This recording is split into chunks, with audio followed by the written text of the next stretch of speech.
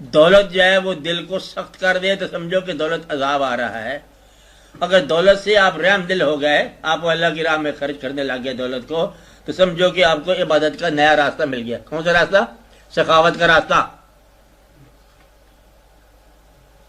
تو دولت کون سا عذاب ہے؟ جو تمہیں بخیل بنا دے وہ دولت عذاب ہے، اور جو تمہیں سخی بنا دے وہ دولت جو ہے اللہ کی رحم ہے. اچھا، وہ خاوند بیویوں کا جو ڈراتا رہے وہ بھی ان کے لیے مشکل بات ہے. جو فیئر لیس لائف گزارنے کے لیے ساتھ دے وہ اچھی بات ہے. فیئر نہ پتا بتا رہا ہوں کہ کون سا مرتبہ کیا ہوتا ہے. تو اچھی زندگی کون سی ہے؟ جو خشاش بشاش گزرے اور اندیشے نہ ہوں.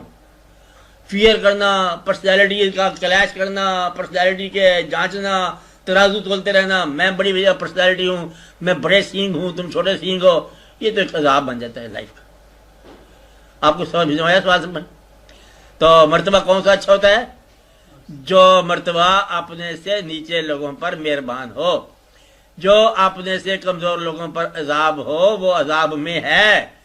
عذاب میں ڈالنے والا عذاب میں ہے، ڈرانے والا ڈر میں ہے، دھمکانے والا دھمکی میں ہوگا، نقصان پہنچانے والے کو نقصان ہوگا. یہ میں کہہ رہا ہوں، یہی تو میں کہہ رہا ہوں آج شام کو. یہی ایک فکرہ میں کہہ رہا تھا، وہی فکرہ آپ سن رہے ہیں بار بار.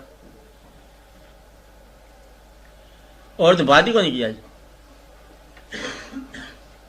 عالم امر ہے، عالم خلق ہے، اور عالم خلق امر کے بغیر نہیں چل رہا. اب میں آپ کو یہ اور بات بتا رہا ہوں، جو تمہارا ارادہ ہے وہ بھی اس کا ارادہ ہے. یہ اس کی مرضی سے باہر نہیں چل رہا. اور دانا انسان وہ ہے جو اس کی مرضی کو دریافت کر لے تاکہ مرضی کے ساتھ چل پڑے. آسان بات.